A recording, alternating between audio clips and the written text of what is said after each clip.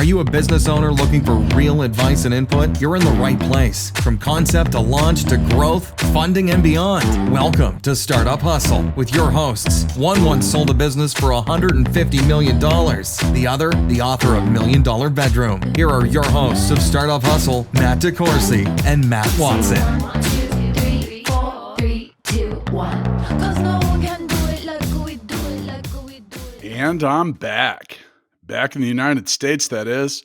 Matt DeCoursey here for the final installment of the Corona Diaries. Gonna fill you in on what it was like to travel back to the U.S. amidst all this chaos.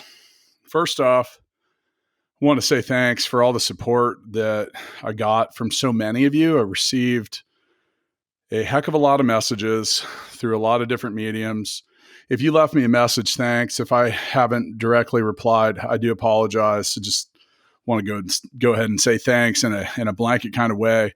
Had very, very, very surprising amount of people offer their support, not only for me, but to help my family. So fortunately, none of that was needed. Now, I did mention I did make it back. USA.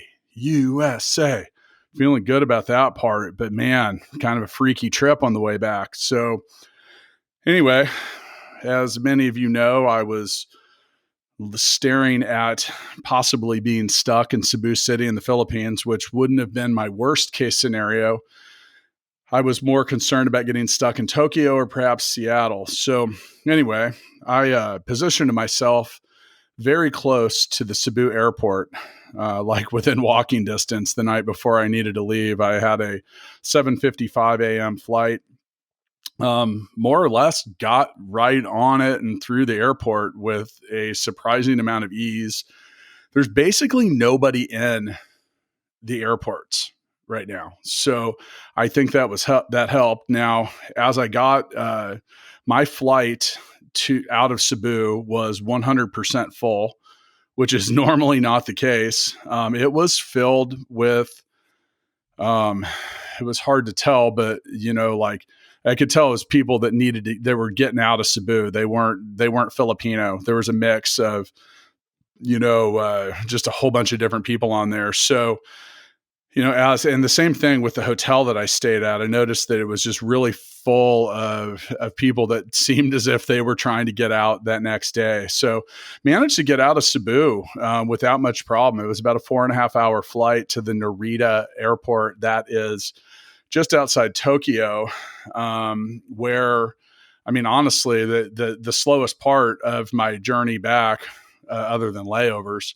was there. I had to actually immigrate into Japan to then check back in. So I did find it interesting that while I was in Tokyo, I basically, they stamp the passport, and they don't actually stamp it there. They have a thing they print out and they put a sticker on it. So, but that said, I did go through a rather high-tech thermal scanning device on my way in, but overall, that airport was empty too. Now, I've never been to the Narita airport, but I know Tokyo is kind of like Japanese NYC. Now, they do have 2 airports there in Tokyo. So not really sure if that one's usually packed, but I'll tell you what, there weren't many people in there at all. I had a, 3 or 4 hour layover, and then I was, got onto the flight on the way to Seattle. Now, that flight was somewhat full, not completely full, but I'll tell you what, the exact opposite of social distancing is a frickin' airplane, wall to wall with people there. Now, both in the Cebu airport and in Tokyo, there was one thing that I definitely noticed. Everyone was wearing masks, including me. I had some of our employees, and we have a nurse at the Full Scale office that loaded me up with face masks. And, I had one on, they're in close quarters on the airplane with people. So it was definitely something that made me feel a little better. I know that there's been some information that's come out that says that maybe those aren't the best way to prevent disease, but I'll tell you what, they sure do make you feel better.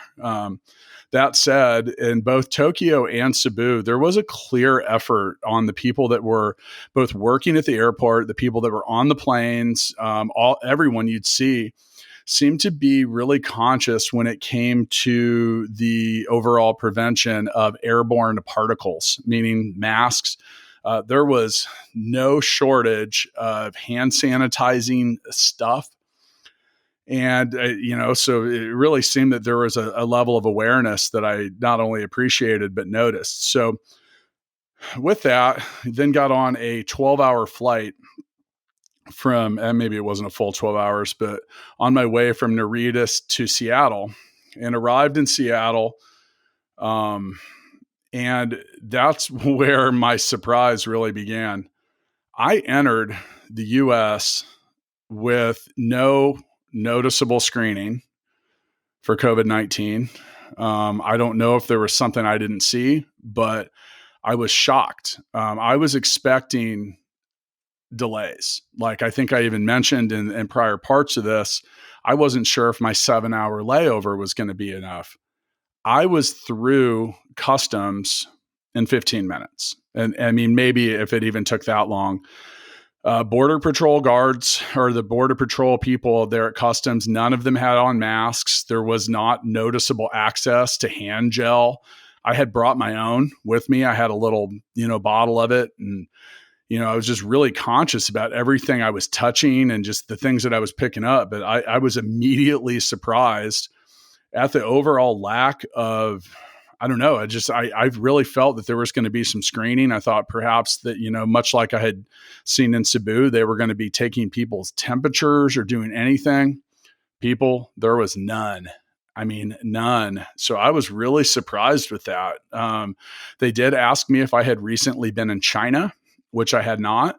Now I had been in South Korea at one point, although I was outside of a 14-day window, but I was once again, I was really surprised. I immediately noticed a difference in the general public. So I would say that when I was in Tokyo or in Cebu, 80% of people were wearing masks. I mean, it was just like everyone had them on, like it was no big deal. When I got to Seattle, it was about the other way around. I'd say about 20% of people had them on. Now, probably the hardest part of my trip was waiting out that layover, because I was there for 6.5 hours, and I was really just trying to embrace distancing, and as was everyone else. Now in the Seattle airport, pretty much everything was closed. I'll give you an example. So Seattle is the home of Starbucks, and there's like 1 million Starbucks there in the airport. They were open, but they had closed down any and all seating, which they were clearly making an effort to have people not just be sitting around and mingling and being close to each other and stuff like that. That was about as much as I saw when it came to openly preventing mixing of people. Now, considering the fact that Seattle and Washington State are considered one of the hot points, I was a little surprised by that. I really was. Now that said, I've been in that airport a lot, and it's usually really packed. It was noticeably less crowded. So I did my whole wait there, layover, and I got on a plane. Now there were 8 total people on my flight from Seattle to Kansas City, which I was okay with. So, we were distanced from each other, and, arrived in Kansas City, 11 PM at night at this point, was able to get my bags right off the carousel, caught an Airbnb, and made it home. I'll tell you what, it did without a doubt feel great to walk in to my own home 20 days after leaving it. Overall, I expressed that I thought I was going to have an anxiety-filled trip. It was certainly not. I didn't encounter anything that was, honestly, it probably was the fastest in and out that I've seen through any of these connection points on the way in. Usually there's a line somewhere was definitely a noticeably less amount of people everywhere. The stores in the airports were largely closed. A lot of them just had, kind of had their, their gates shut and had a sign that said stuff. The ones that were open were kind of operating with the skeleton crew or had done something different. So, anyway, I was super happy to get home, having not seen my wife or my kids for 20 days at that point, not to mention all the anxiety I'd been through. So, managed to get home. It was great I took a shower right away. I left my bags in the garage. I just kind of felt a little better about keeping that stuff off to the side, getting cleaned up. And I basically zonked out after that. Now, I woke up the next morning, and one thing I've noticed that I'm sure a lot of you are also going through is I wake up every morning, and for about 3 to 5 seconds, I seem to have forgotten about all the bullshit that we're going through right now and all the things that we're dealing with. And then I kind of snap into it, and I'm like, oh man, okay. I saw a meme that said, or maybe it was a picture of some place that said, I really don't like this episode of Black Mirror. It's kind of how I felt, and kind of how I feel every morning. So I'm sure you kind of feel the same way. I think a lot of people are expressing kind of like the WTF, feeling as they wake in. So, here I am. So I'm here. I'm glad to see my family the next day. And, it's a Friday at this point, and I'm at this, now I'm starting to, I got to get in to the real stuff that's going on in my life. Now, one of the things that I've noticed as the week has progressed is, and I'm sure a lot of you have as well, is the amount of layoffs are really starting to become evident. In fact, so evident that the White House has asked states not to publish their reports ahead of the regular unemployment report. There is going to be an estimated 5 million newly unemployed people, which is crazy. And, a lot of places I'm talking to have been cutting staff and doing a lot of different stuff. We have, at Full Scale, we've had a few clients raise red flags. They were basically the ones that we had expected to do that. It's just based on the industries that they serve.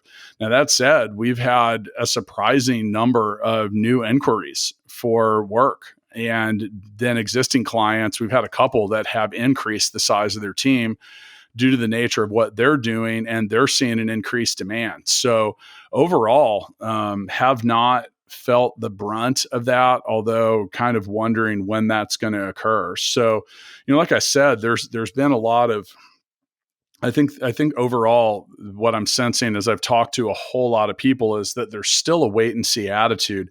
I think that people don't have any idea how long this can or could take. Now, I have a couple opinions on that. Now, I mean, I'm not a scientist, but I mean, honestly, I think that we're probably going to be waiting this out for more than a couple weeks. I mean, this is going to be probably a 6 to 8 week thing before, I don't know if we'll be fully quarantined.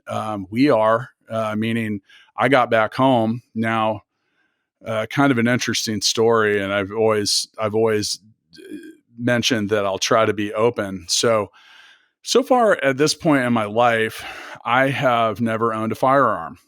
I decided to change that. And with that was a little interesting, as the gun store, basically Scheels, it's a large sporting goods store, was out of weapons like crazy. Now, like I said, it's not something that I've been a big advocate of in the past, but was real. I guess I wasn't surprised about that. So, that part, I think, kind of shows a sign of the times. Now, here in Kansas City, Scheels is this massive store. I mean, it's huge. It's got 2 different levels. It's got a Ferris wheel inside it, like a full-on carnival Ferris wheel. And, like I said, I was, even though I was supposed to be, doing the self quarantine, I did go, I masked up to make sure I wasn't doing anything, basically covered myself in hand gel and went to go see what was going on there. And, there was a bunch of people up in that section. I got through that real quick. So Firearms unavailable, kind of interesting. I asked the guy at the store, I said, there's no one in this store, but this has been busy. He said, this has been nonstop. Apparently there's so many applications that have come in for gun licenses that the ATF is like 2 days behind in processing them. So you talk about some weird things and some weird industries and stuff that are winners and losers. People are definitely, I think that's a sign of the times right now. Why am I sharing that? Because it's interesting. That's kind of nuts. And by the way, it's a big store. I wouldn't be surprised. The fact that if they were running out of inventory, wow. So, back to some other stuff. Now that's clearly an industry that's doing well. There are some others. Now, I've noticed some really smart pivots, and I talked about a snack company that pivoted. One of our past guests, Andy Rieger of the Rieger Whiskey Company, has had one of the more brilliant pivots that I've seen. They saw their revenue dry up really quickly. And with that, they turned their manufacturing to be producing hand gel, like sanitizer, and they can't produce enough of it fast enough. Literally, people lining up to buy it in order to adhere to social distancing. They're running a drive-through, all of it. Like, yeah, man. Good move. I did get a couple comments. I reached out to Andy, and he said that it's really been helpful, and the whole that they were able to get that pivot made pretty quickly. And how smart is that? I mean, you're really talking about some great stuff there, and I got to commend the entrepreneurial spirit of turning your liquor distillery into a hand sanitizer factory. So good move, man. Smart pivot. So the real question is if you have the ability to pivot, what are you doing about it? Are you giving yourself an opportunity to do the very best that you can? Now, some industries don't have that option, and we're starting to see more disaster relief options open up. I would highly, highly, highly recommend that you start looking into that. There are options through the SBA. These are long-term loans. You might be able to get a 30-year at like under 4%. Freaking crazy. And there's going to be a whole lot of stuff with that. I think that you're also likely to see a suspension in repayment obligations for a lot of things, especially on a short-term basis. So if you have different loans and stuff like that out for your business, I think that you're going to see a slowdown in the payment requirement or the expectations of getting that money back. On a personal level, it appears as if they're likely going to slow down mortgage repayment requirements, which would be a big thing. It would definitely take a lot of stress off of people's, everything. It'll put a lot of money back in the economy. Now, I'm not fully up to speed on what they're doing with that. I know that they're still trying to push an economic stimulus package through, but overall, it appears as if the level of aggression when it comes to providing some saving grace when it comes to small businesses and small business owners, not to mention just the general public, is going to be high. Now, that said, you still got to get to the point where you can collect this dough. So, regardless of what you're doing, I've seen some other smart stuff going on. There's a big movement to support small businesses, especially things that involve dining, stuff like that.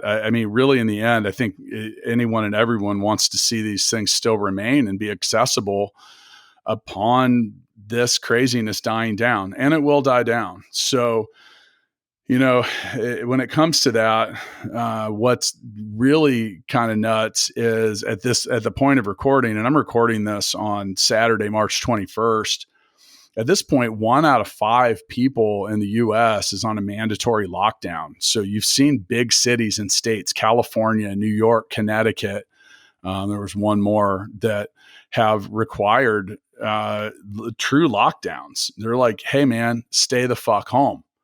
And that's literally a hashtag that is trending. I'm sure you've seen it on Facebook. But really, people, if you want to get back to normal, stay the fuck home. It's a reality that whether you, I don't know, this has nothing to do with your American civil liberties. This just has to do with us getting back to normal. It's not that hard. Now, with that, I think you're going to see a lot of assistance. They're talking about sending checks to everybody in America. I think that's going to help a lot of people. I think you're seeing the ability. My wife went to the store today and was able to easily acquire a number of groceries. Yes, a lot of stuff was still sold out. Go to the liquor store. It was looking pretty sparse. Yes, that's right, people. It's not a bad time to maybe stock up on your liquor, beer, and wine. And by the way, thanks to the Snow Pops people, because I have about 100 Snow Pops in stock ready to go. So if you want to come by after I'm out of quarantine and maybe have a Snow Pop with me, we can stay about 10 feet apart from each other and go ahead and take those bad boys down. So, overall, I think that what we're seeing is still a lot of uncertainty. I got to be honest, I'm a little concerned about the level of seriousness that I felt when I came back. When I was over in the Philippines, like, people were taking this very seriously. There was a level of prevention. I mentioned everywhere I went in, they were zapping my forehead with a thermal laser, making sure. Now, look, I understand that some people might be carrying COVID around that don't show symptoms, but that's a good start. I mean, it's a good start. Like, why not screen people? They were also doing things as I was leaving the office building, or the day before I left, they had just instituted a policy where they weren't letting more than 5 people in the elevator. And they had a guy from the building that was in the elevator making sure that they enforced that. So really trying to take measures. Now, I haven't seen a whole lot of that publicly. It seems like it's very voluntary here in the US, which is a little troubling. I mean, it's just a little troubling because we're clearly following the same path as certain parts of the world that are having some tough times. My sister's a doctor, and she's got a level of concern right now just for the general state of supplies. I did ask her, just, I feel like a lot of the news and the input and the data that I'm getting, it's all over the place. And, I was trying to get her opinion on what was going on. And she said, yeah, she's really concerned about the lack of ventilators that could come up. Now, we're in Kansas City. There's not a high level of distress, and there haven't been a huge number of reported cases. But that said, you need to have tests and give people tests to actually have people show up with COVID. That said, there's probably a shitload more people that are infected with it than aren't. So I don't know. And I think that one thing, if you're getting adequately prepared and around your business, there's some things like this Dr. Fauci, who, gosh, what a calming and reasonable voice to have coming out of the White House right now, where there's a lot of blaming and other stuff going on. But, he's basically saying we probably haven't seen the worst of this. There's probably a peak that is still, I'm hearing, a lot of that credible data coming out is like, we might still be a month away from that. I think one of the things that's really going to help is a warming of the climate. If you look at the maps of the places and the countries that are the worst affected, they're in cold weather climates. So, it might be a good thing that overall, the same way the flu gets chased away with warmer weather, we might be seeing the same. So anyway, I once again, I just wanted to wrap up the Corona Diaries and talk about being headed home. I do really want to thank all of you that stuck with me through these. I know this was a departure from the norm when it came to Startup Hustle. We're planning, now that I'm back in KC, I've been talking with Master Watson about getting some things back on track.